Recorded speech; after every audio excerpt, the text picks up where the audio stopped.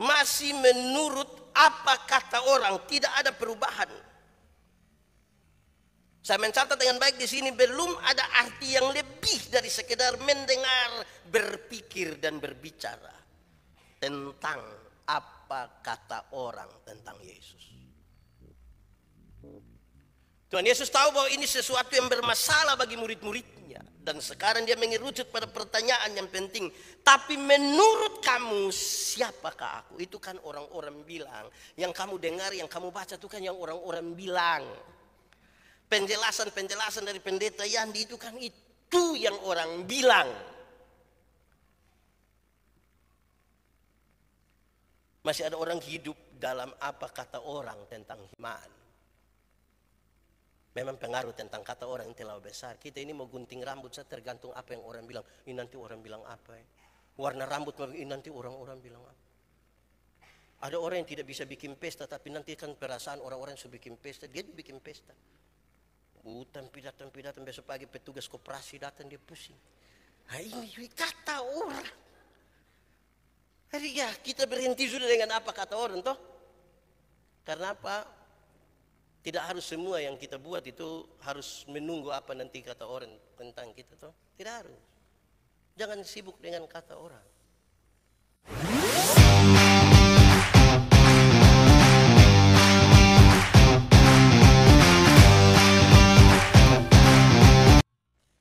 Tuhan, kami berdoa, Tuhan jauhkan semua penggoda pencobaan, baik di dalam kami, baik di sekitar kami. Supaya di dalam damai-Mu kami belajar firman Tuhan. Terima kasih banyak Tuhan, berkati hamba-Mu dan berkati semua orang yang memberi hidupnya untuk pemberitaan firman hari ini. Kami rindu pada firman-Mu. Berfirmanlah bagi kami Tuhan di dalam nama Yesus, firman yang hidup itu kami berdoa. Amin. Bapak Ibu Saudara-saudara, di kesempatan hari Minggu tanggal 9 Februari 2025, tema yang ditetapkan oleh Majelis Sinode Gemit adalah mengaku percaya dan mengenal yang diimani. Mengaku percaya dan mengenal yang diimani. Pembacaannya terambil dari Injil Matius pasal 16 ayat 13 sampai ayat yang ke-20. Injil Matius pasal 16 ayat 13 sampai 20. Untuk itu saya jemput jemaat Tuhan berdiri. Pengakuan Petrus. Setelah Yesus tiba di daerah Kaisarea Filipi, ia bertanya kepada murid-muridnya, kata orang, siapakah anak manusia itu? Jawab mereka, ada yang mengatakan Yohanes Pembaptis, ada juga yang mengatakan Elia, dan ada pula yang mengatakan Yeremia atau salah seorang dari para nabi. Lalu Yesus bertanya kepada mereka, tetapi apa katamu, siapakah aku ini? Maka jawab Simon Petrus, engkau adalah Mesias, anak Allah yang hidup. Kata Yesus kepadanya, berbahagialah engkau Simon bin Yunus, sebab bukan manusia yang menyatakan itu kepadamu, melainkan Bapa-Ku yang di sorga. Dan aku pun berkata kepadamu, engkau adalah Petrus, dan di atas batu karang ini aku akan mendirikan jemaatku, dan alam maut tidak akan menguasainya. Kepadamu akan kuberikan kunci kerajaan sorga. Apa yang kau ikat di dunia ini akan terikat di sorga, dan apa yang kau lepaskan di dunia ini akan terlepas di sorga. Lalu Yesus melarang murid-muridnya supaya jangan memberitahukan kepada siapapun bahwa ia Mesias. Demikian firman Tuhan. Berbahagia setiap orang yang mendengar firman, memelihara dan melakukan dalam hidup setiap hari. Semuanya, Bapak Ibu Saudara-saudara, Shalom. Kuat sedikit, Shalom. Selamat pagi. Di awal saya mau kasih tahu bahwa ini hari belum terjadi perpisahan dengan saya. Ada tunda. Ini ruangan, ini dekorasi bukan untuk perpisahan.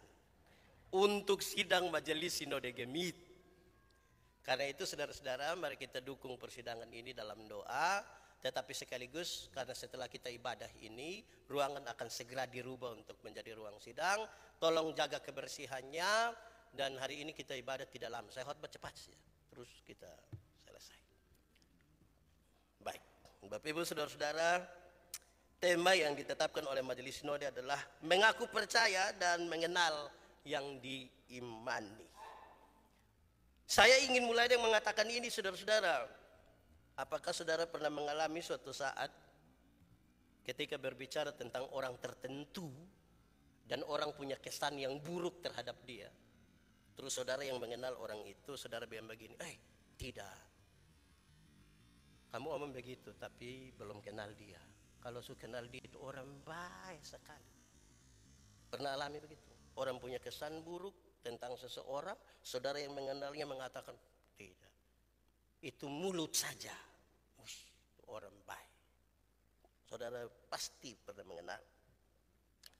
Saya kira itu penting dalam kaitan dengan mengenal. Sebab apa? Kalau orang tidak mengenal dengan baik, tindakannya bisa salah. Kalau pengenalan salah, maka tindakan bisa salah.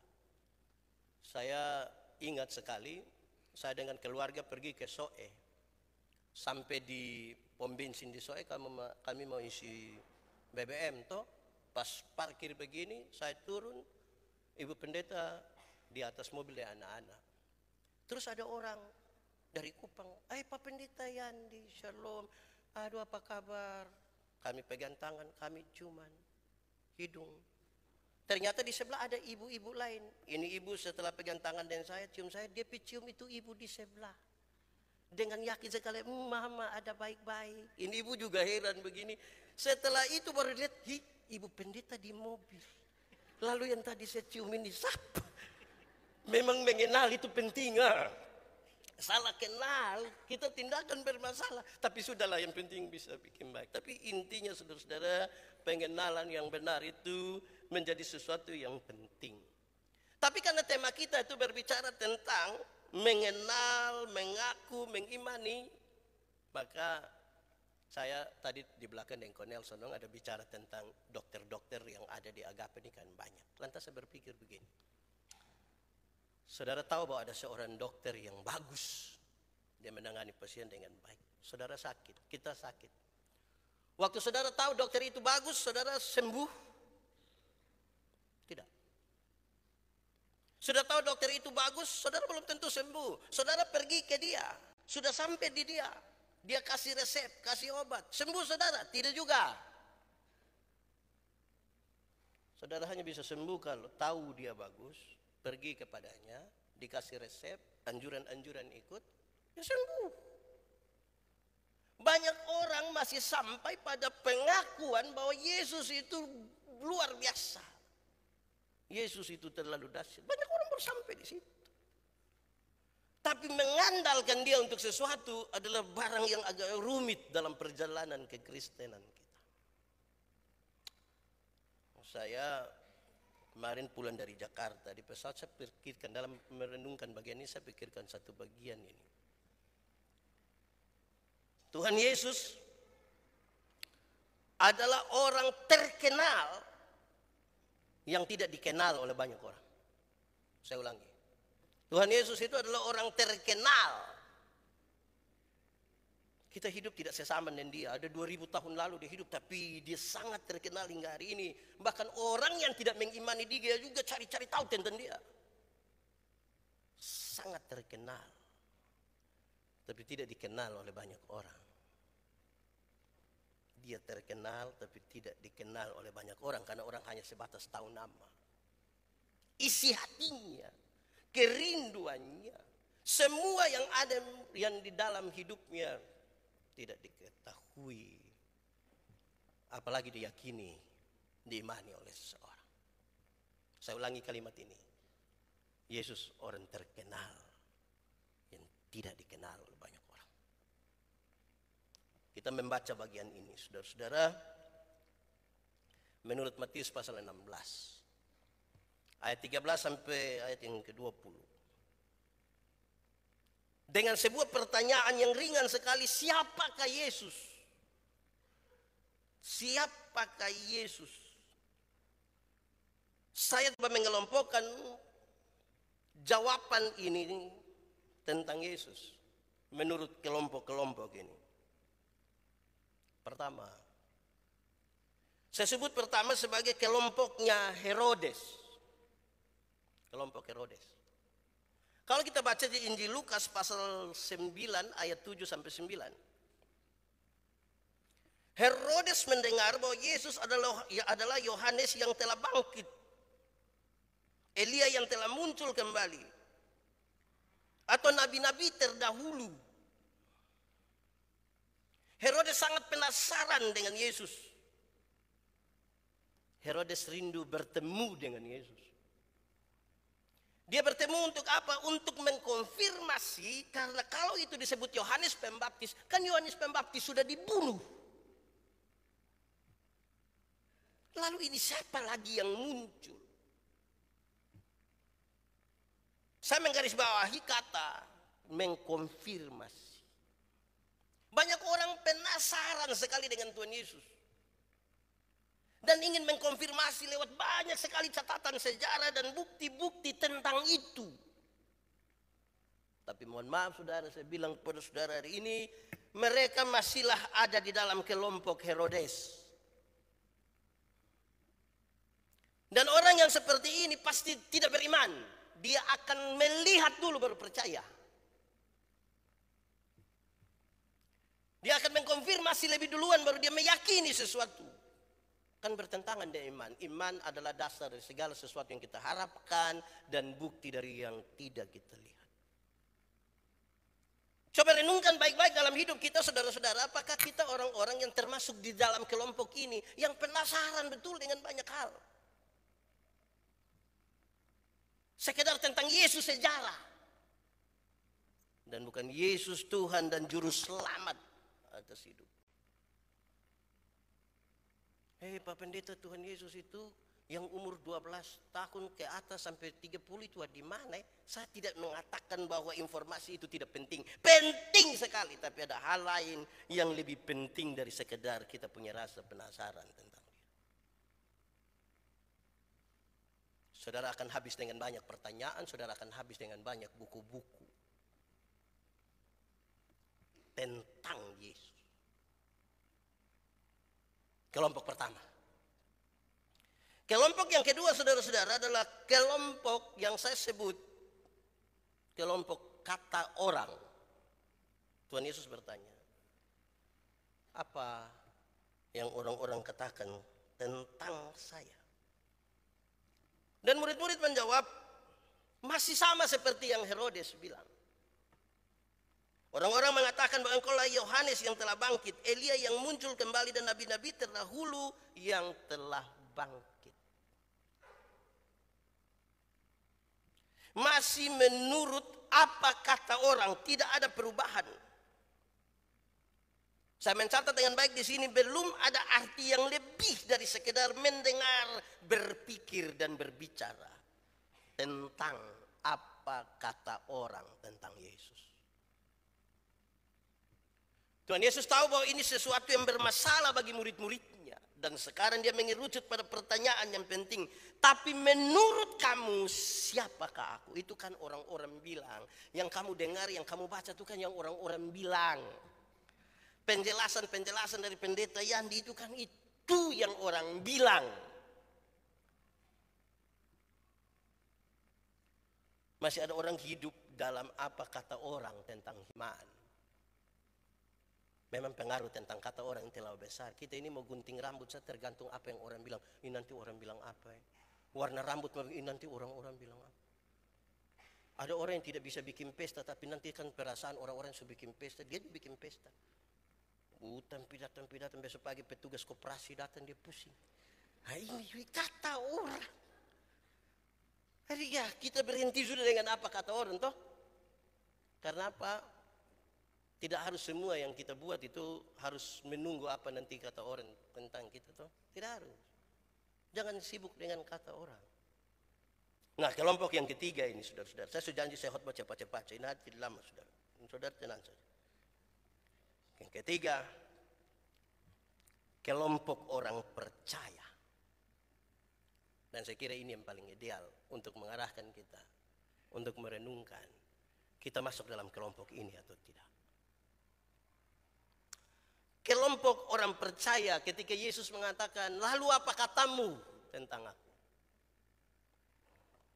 Petrus mengatakan begini, engkau adalah Mesias, anak Allah yang hidup. Engkau Mesias, anak Allah yang hidup. Itu pengakuan yang betul-betul muncul pertama. Petrus adalah orang pertama yang mengatakan, engkaulah Mesias. Dalam pengalaman perjumpaannya dengan Yesus. Sudah tidak lagi menurut apa yang Herodes katakan, seorang pejabat. Atau dalam konteks ini, bahkan saya ingin mengatakan dan mengganggu saudara bahwa dia tidak lagi mengatakan apa kata Bapak Gereja tentang Yesus. Tetapi dia mengatakan Yesus menurut pengalaman perjumpaan pribadinya dengan Yesus. Pengalaman itu yang begitu kuat untuk dia berani mengatakan kepada Tuhan, engkaulah Mesias, anak Allah yang hidup. Saya kira memang betul saudara-saudara, karena pengalaman dengan Yesus itu kata kunci. Maria pagi-pagi buta pergi ke kubur itu. Baru saja Yesus mati beberapa hari dan bermasalah bagi orang-orang yang mau mengatakan Yesus itu Tuhan. Tapi Maria itu bangun pagi-pagi pergi ke kubur itu. Kenapa Maria berani? Padahal itu pagi-pagi buta, listrik belum ada. Kalau ada mungkin mati. Terus menuju ke kuburan. Orang-orang bilang di kubur itu banyak setan. Betul? Betul kok tidak? Betul kok tidak? Tidak betul. Di kubur itu banyak mayat betul, tapi belum tentu banyak setan. Setan itu ada di mana-mana. Di rumah ada kok tidak? Di jalan? Di gereja? Mana? Maria pergi ke situ. Kenapa dia pergi ke situ? Karena pengalaman perjumpaan dengan Yesus. Maria inilah yang disebutkan dalam Lukas pasal 8. Dia kerasukan 7 roh jahat. Tuhan Yesus sembuhkan dia. Dan pengalaman itu membuat dia mengabdikan diri pada pelayanan Yesus. Dan mencari Yesus. Pasti perenungan hari ini bagi kita, apakah kita punya pengalaman dengan Yesus secara pribadi? Karena ada lanjutannya. Yesus tahu persis bahwa pernyataan Petrus ini adalah pernyataan yang tulus sekali. Dan dalam ketulusan itu Yesus kemudian bilang begini, Petrus, engkaulah batu karang. Saudara-saudara, di atas batu karang ini akan kudirikan jemaatku. Mari kita masuk sedikit pada pernyataan ini. Saudara-saudara, gereja Tuhan, persekutuan orang percaya, adalah persekutuan yang dibangun di atas pengakuan percaya bahwa Yesus Tuhan. Jadi kalau masih ada saudara ragu-ragu hari ini dengan Yesus, tidak pantas masuk dalam persekutuan orang percaya. Masih ragu dengan Tuhan Yesus, tidak boleh masuk dalam persekutuan orang percaya. Karena jemaat didirikan di atas pengakuan bahwa Yesus Tuhan, yang kemudian kita sebutkan dialah kepala gereja. Itu sebegitu seriusnya. Untuk memaksa kita masuk sampai ke kedalaman jiwa kita untuk melihat, mendengar, merasakan. Kita mengaku Yesus Tuhan atau kita ragu-ragu. Hari-hari ini di media sosial itu orang beromong sedikit separuh pusing. Saya pernah bilang pada saudara, ada 2 orang yang baru tamat sekolah teologi datang ke saya, Pak Pendeta ini berat ini. Kenapa? Beredar buku tentang 12 jam terakhir bersama sang guru. Oh itu orang bilang Yesus tidak mati itu. Yesus diganti oleh tokoh yang lain. Yesus turun dan pergi dengan Maria Magdalena dan melahirkan keturunan Prancis. Wih, ini bahaya buku sebenarnya. Saya senyum-senyum. Orang dua bilang, kenapa Pak Pendeta senyum-senyum? Saya bilang, jadi kamu dua mau saya menangis. Orang dua agak gelisah. Terus saya bilang begini, kamu dua punya kemampuan menarik kembali itu buku-buku semua? Tidak. Oke, kamu dua punya kemampuan, orang sudah baca itu buku, kemudian kamu dua punya kemampuan menghapus memorinya. Tidak, kamu dua punya kegelisahan juga tidak merubah apa-apa. Tapi kamu mau jalan keluar untuk ini? Iya, jalan keluarnya gampang. Jalan keluarnya dengar. Bilang yang cetak itu buku, cetak tambah banyak. Bikin pakai media lain, pakai uang, baru bagi-bagi ke seluruh dunia. Dan saya mau bilang kepada saudara, perjumpaan pribadi saya dengan Tuhan Yesus tidak bisa gugur hanya karena saya membaca satu teks kecil itu. itu mesti jadi pengakuan yang kokoh, yang di atasnya kita mengaku Yesus Kristus kepala gereja. Itu ucapan Petrus secara personal, tapi mewakili kita semua yang mengaku sebagai gereja. Saya takut kalau kita bergereja tapi kita ragu pada Kristus. Saudara-saudara, tepuk tangan, saya mau kita tepuk tangan. Baru saya jelaskan kenapa tepuk tangan. Waktu kita mau bangun gereja di bawah, di Agape, banyak orang ragu. Sekarang jalan. 70% kok berapa? Saya hitung-hitung matematika kok pusing. Tapi saya kasih pakai tua, kita butuh bangku berapa? 100. Saya kasih naik 200. Hari ini kita sudah punya lebih dari 130 bangku untuk gereja itu. Masa Tuhan punya pekerjaan kita ragu? Tapi belum selesai. Videotron. Kita butuh 2. Hari ini 1 sudah kelar. Tepuk tangan. Ada yang kasih 100 juta. Kok berapa kok Pak? 100 juta. Satu kan butuh 135 juta. Kita 1 sudah. Tinggal 1. Saudara tidak lihat sapu muka bengkok-bengkok. Dan dilurus di sini. Makanya ini hari dia mati saja dong. Ini bukan kita punya. Ini majelis Node punya. Beriman sedikit. Kita ini kekar mana kok. Tiap hari ketemu orang bermasalah sedikit. Hidup terlalu susah. Terlalu susah nak mati. Dan Tuhan itu semangat sedikit. Ada masalah. Tapi dalam keyakinan kita kepada Tuhan, Tuhan pasti menyertai kita melewati pergumulan kita. Ada amin kok. Jadi gitu. Saudara-saudara,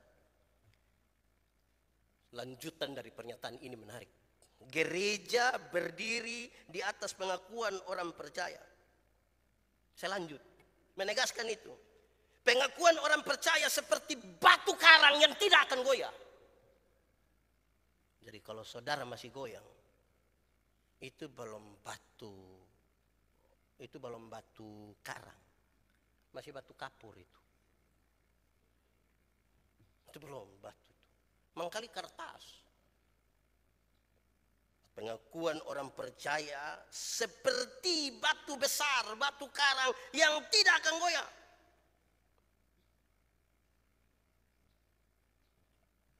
Saya lanjut lagi. Kunci kerajaan diberikan kepada mereka yang punya pengakuan yang tidak akan goyah. Kunci kerajaan diberikan supaya apa? Masuk. Kan kunci kita pegang. Kunci kita pegang lagi ada orang dalam di surga. Dia pun nama Yesus. Masa tidak masuk? Jadi kalau saudara masih goyang, itu kunci tidak kasih pada saudara. Lebih baik kasih di Simon.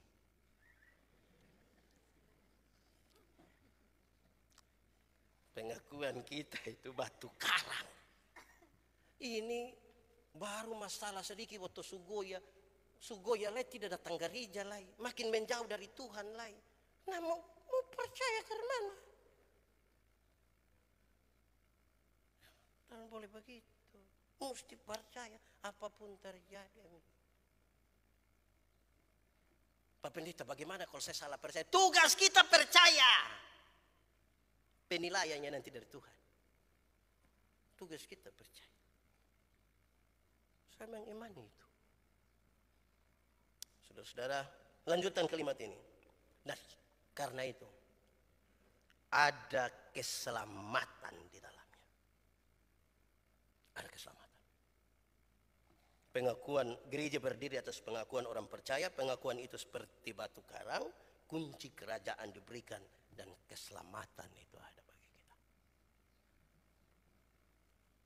Berbahagialah mereka yang mengaku dengan mulutnya bahwa Yesus adalah Tuhan dan seterusnya. Selamat Tuhan. Saudara-saudara, pernyataan dari Petrus ini menarik. Dialah Mesias, engkaulah Mesias dari Allah. Saya ingin menegaskan begini. Tuhan Allah yang hidup itu berlawanan dengan agama yang mati. Saya ulangi. Tuhan Allah hidup, amin, bertentangan dengan agama yang mati. Penjelasannya sangat menyangkut dengan tidak sekedar orang beragama.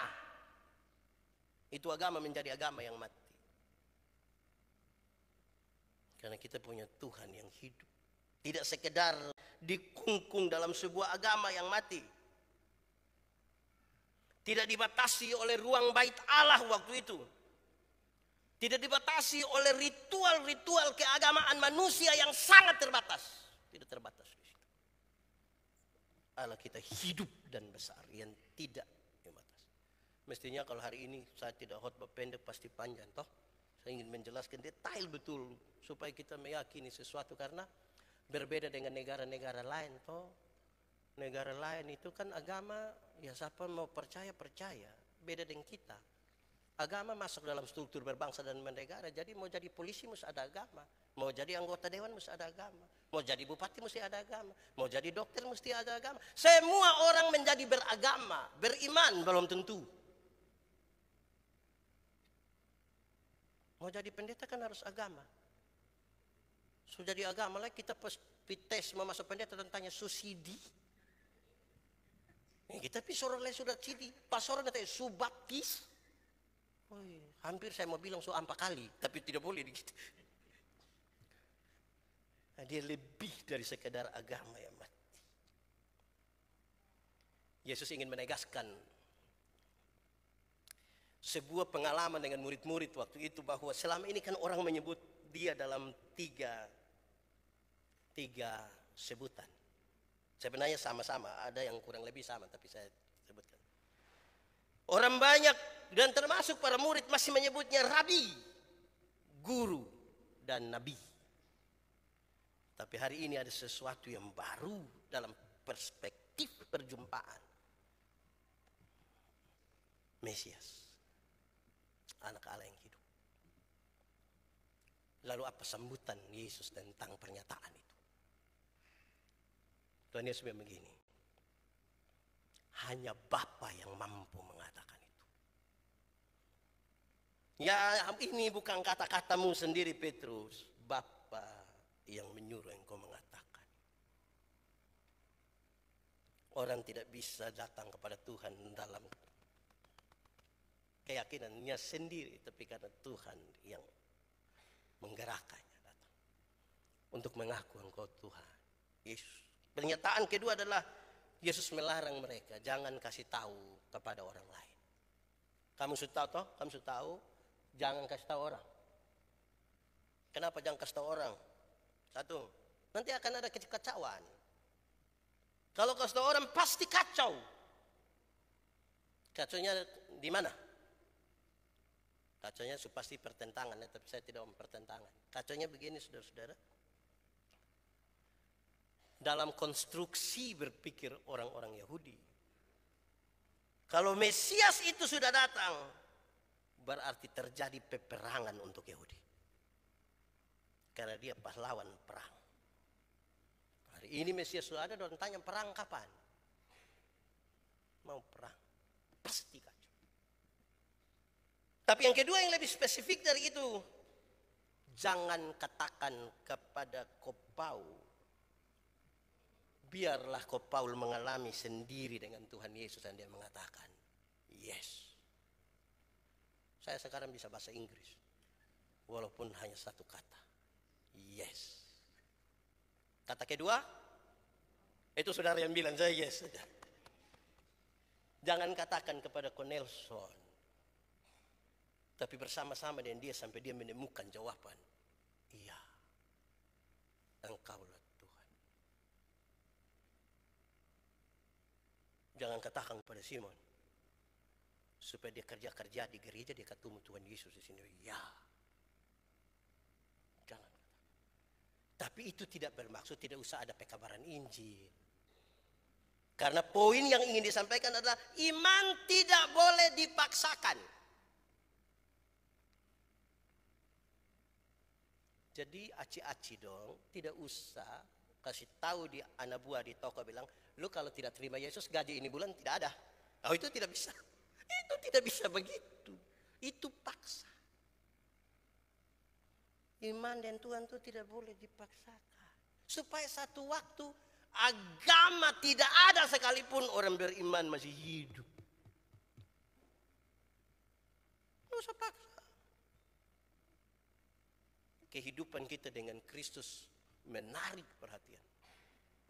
Hubungan dengan Tuhan itu kan harus hubungan yang berkualitas. Kualitas itu memaksa orang untuk melihat, oh betul ternyata hidup dalam Tuhan begini. Kalau begitu kami juga ingin mengenal Tuhan itu. Perjumpaan dengan Tuhan itu kemudian membuat betul.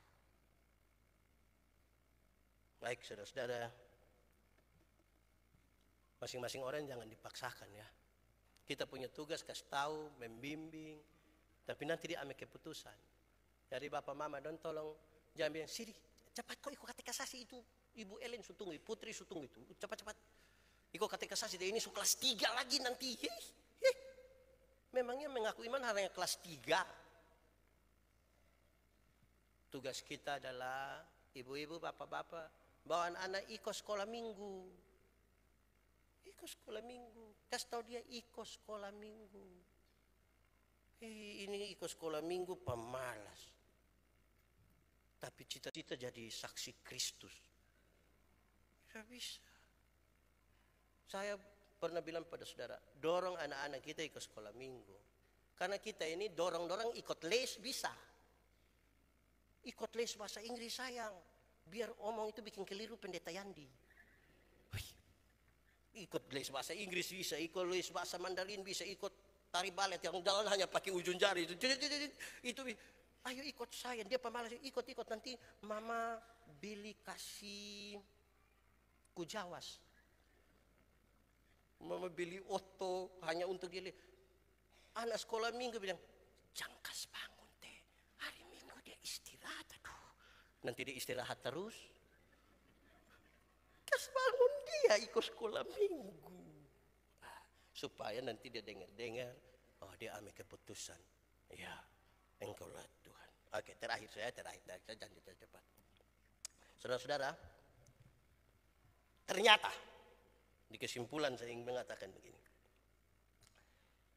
Ternyata satu, berada bersama dengan Yesus tidak memastikan para murid itu mengenal Yesus. Tiap hari sama-sama dengan Yesus ini. Yang jalan piman mana ada Yesus ini. Itu pun separuh mesra. Apalagi kita ini yang di rumah saja yang ada bilang taruh tangan Tuhan baru berkatilah rumah ini ya Tuhan. Ini tantangan berat. Murid yang tiap hari ada jalan-jalan di Yesus ini. Separuh masih meragukan. Jadi ini kita butuh menembus batas betul-betul untuk mengatakan ya. Sekaligus ini kritik bagi kita semua, bagi pendeta Yandi, bagi kita semua. Beraktivitas rohani tiap hari, berkhotbah tiap hari. Tidak menjamin betul-betul bahwa kita mengenal Yesus yang baik. Jangan sampai betul salah kenal Tuhan Yesus. Macam ibu tadi itu.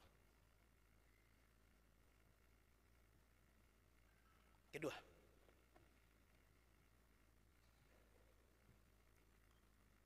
Simon Petrus mengatakan, engkau adalah Mesias yang dijanjikan Allah. Apakah ia memahami apa yang dia katakan? Kira-kira itu pertanyaannya begitu. Dia sudah omong, tapi apakah dia bicara dari sebuah pemahaman yang benar? Mestinya iya ya. Tapi pernyataan itu sebagai pintu masuk untuk kita menyatakan sesuatu. Kadang-kadang kita puas di dalam dunia kata-kata. Berulang kali saya bilang pada kita, tidak boleh puas dalam dunia kata-kata karena banyak manusia termasuk orang-orang Kristen hilang lenyap dalam dunia kata-kata. Padahal daftar makanan tidak mengenyangkan lapar. Siapa yang terlalu lapar dia masuk di warung satu terus dia baca, dia masuk di Mayupu warung di situ ada baca bilang nasi ayam terus dia bilang puji Tuhan saya sudah kenyang. Oh, tidak bisa. Kita ini hilang lenyap dalam dunia kata-kata. Sehingga kalau ada orang mulai pantun sedikit itu kita bilang cakap. Ikan paus, ikan lele. Ya, apa kok? Apa lagi, apa lagi? Apa-apa? Oh, pohongkom. Kita hilang lenyap dalam dunia kata-kata. Berhenti sudah dalam dunia. Kata-kata itu perlu, terlalu penting. Tapi jangan hidup dalam kata-kata. Ada hal yang mesti. Bayangkan kalau saya punya istri, saya bilang, "Mah, saya cinta." Terus dia bikin status, ternyata bepu suami terlalu cinta. Terus orang bilang, "Kok papa ada bikin ke mana?" Dia bilang, "Saya cinta." Begitu cinta. Ada mesti lebih dari sekedar kata-kata. Mesti lebih. Terakhir, dalam itu semua kan butuh relasi toh. Kenal, tahu informasi tanpa relasi adalah sebuah kesia-siaan dalam iman. Berulang-ulang kali saya bilang kepada jemaat, Presiden Republik Indonesia siapa coba? Prabowo. Tahu dari mana? Radio, televisi, koran, baca seluruh biografi Prabowo, bahkan saya yang memilih dia. Berdasarkan pengetahuan itu, hari ini kita pergi ke Istana Negara, dia ketemu kita. Pas kita sampai, pas pampres tanya, "Siapa?" "Saya Manoa Bebab." "Dari mana?" "Dari Kupang." "Datang untuk pulang." Kan kita tahu. Tapi coba Prabowo punya anak misalnya, dia pergi ke situ, pas pampres berani bilang, "Pulang," berani. Karena relasinya jelas. Ini anak. Bisa dibuktikan. Nah, begitu. Tahu setiap cukup. Saya biasa ditanya oleh banyak orang ini, "Wih, don't tanya terlalu banyak." Sekarang saya sudah ada satu kalimat, kata kunci yang dong susah untuk tembus. Don tanya, "Pak, saya tanya satu. Minta maaf, saya mau tanya, Anda punya relasi personal dengan Tuhan, pernah punya hubungan pribadi dengan Tuhan?" Kalau tidak, saya tidak jawab. Untuk apa saya jawab di orang yang tidak punya pengalaman pribadi dengan Tuhan? Saya jawab kalau Anda punya pengalaman dengan Tuhan, supaya menegaskan sesuatu. Kalau tidak, mau bagaimana? Mari tunduk kepala di hadapan Tuhan. Tuhan, terima kasih untuk firman-Mu. Kami renungkan dalam keterbatasan kami percaya Tuhan dalam kami dalam Tuhan, benih firman ini bertumbuh dan berbuah dalam hidup kami. Tuhan, kami sangat rindu firman-Mu jadi pelita bagi kaki kami, terang bagi jalan kami. Tuhan, kami sangat rindu kami tidak hidup dalam apa yang orang lain katakan tentang Tuhan. Kami tidak hilang lenyap dalam dunia kata-kata, tapi kami mau juga mengatakan, Engkaulah Mesias, anak Allah yang hidup, yang tidak dibatasi oleh aktivitas rohani kami tiap-tiap hari. Terima kasih banyak, di dalam nama Yesus kami berdoa. Amin.